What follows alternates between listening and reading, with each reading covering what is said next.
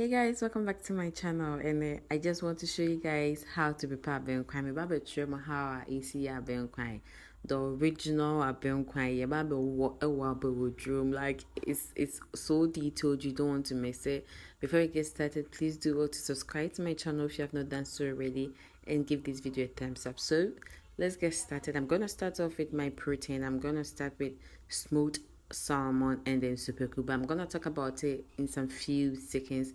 So let's talk about my cow feet. Now this is dried cow feet, kotoje, as we normally call it. I'm gonna set it also aside and then work on my meat. So this is cow meat that I've thoroughly rinsed. Now the magic trick that is going to uplift your abenkwai or your palm nut soup to the next level is going to be grilling your meat. Like I can't even describe it, but the soup never got the next level. So I'm just gonna put it on the tray and then set it in the oven till it's super grilled to your preference. So whilst that is happening, let's work on our palm nut seeds and then our turkey berries. If you watched my previous video on how I prepared the local Ghanaian soup, na minim seconds to say friend turkey berry, somebody actually corrected me in the comment section. So now I know. So I'm just going to thoroughly rinse it because it comes out very dirty from the market. So I'm just going to thoroughly rinse about 2 or 3 times, and after that, this is what I have.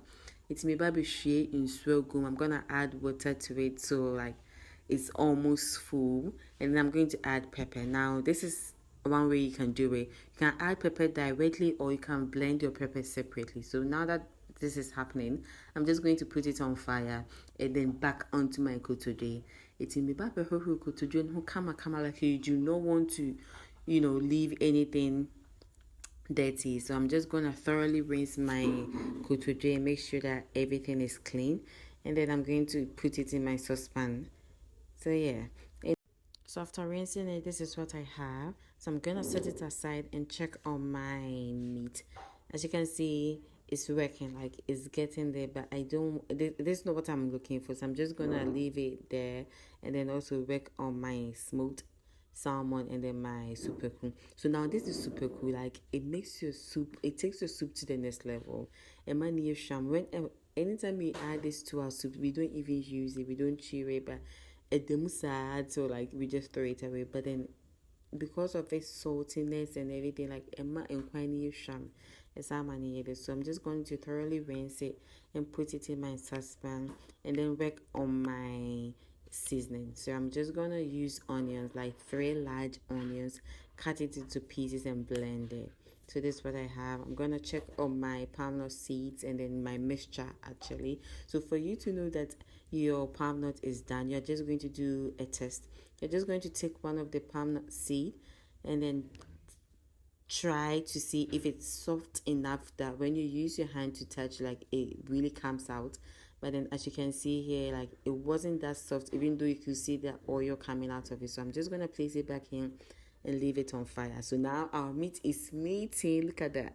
I think I'm content with it, so I'm just going to take it out, put it in my saucepan with the other kotoje and the super cool. So I'm just going to use about 2 stock seasoning and then a little bit of salt. Now this is up to your preference, like how much you like salt or how much you like your seasoning to be. So I'm just going to use some stock seasoning and salt to season my meat, and I'm going to add my blended onions. So yeah, so after adding, I'm just going to make sure that everything is well incorporated, cover it up and then set it aside for it to marinate for about 10 to 15 minutes.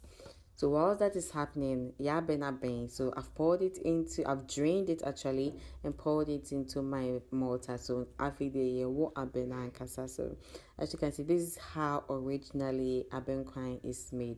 I don't know who discovered it, who realized that if you add this and this, it's gonna turn this, it's going to come. I mean, child, our great grandfathers and mothers, they really did well. So after thoroughly pounding my abe and turkey berries and pepper, this is what I have. So right now, all I'm doing is diluting my mixture with water. Now the water quantity is really up to your discretion. So if you want more abenkwan, you add more water. If you want less, you just reduce the water quantity. So after making sure that everything is well diluted, maybe chin chin more, and then I'm going to take the chaff out of it.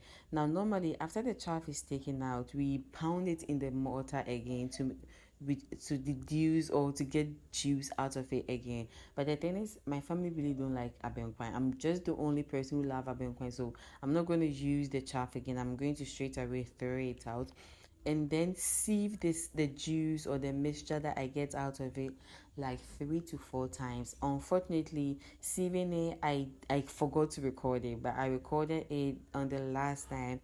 So this is my brother actually helping me to sieve because abenkwan here being count why you are going to struggle. I'm sure that's why people don't like preparing abenkwan, because pouring and sieving and doing all that, like it's not for the weak. So I'm really understanding why people don't like preparing abenkwan. But after sieving it for about 4 times, this is what I have. So I'm not going to sieve it again when I'm pouring it in my meat and everything, because I've already sieved. Oh yeah, there abenkwan obesone say yeah, some particles. So the trick is when you are pouring it into your meat or anything, you be just any kakra say be ya bibi and so now that we have this, let's check on our meat. So everything is working. Like look at that, could do abum kakra nintunam kakra super kakra. So now I've poured in my mixture. Unfortunately again I couldn't record it. Like then I made and I think I was like, how do you say, multitasking. So like I totally forgot to do a lot of things, but at least you get the content and you get the picture. So and so yeah, for you to know that your benkwan is done. No, it's when ngosha say benkwan and you say benkwan there and I'm quite swat. So my benkwana kakra. So I'm gonna add 1 small sachet of tomato paste into this, and then give it a stir and leave it for it to simmer. Like me jam and siswa ko parents say and go kakra bebe ni no say oh what tasty so na air that I'm so benkwana benyano. So for you to know, like I said, for you to know that your benkwana is ready, and go back and then the taste will also be totally different and unique and nice. So that's about it, guys. I've thoroughly shown you how to prepare benkwan in less than 8 minutes. So I hope you guys enjoyed this video. If you did, please do all to give this video a thumbs up. Leave a comment for me in the comment section, and please, please, please subscribe to my channel. Now see you guys in my next video. Bye.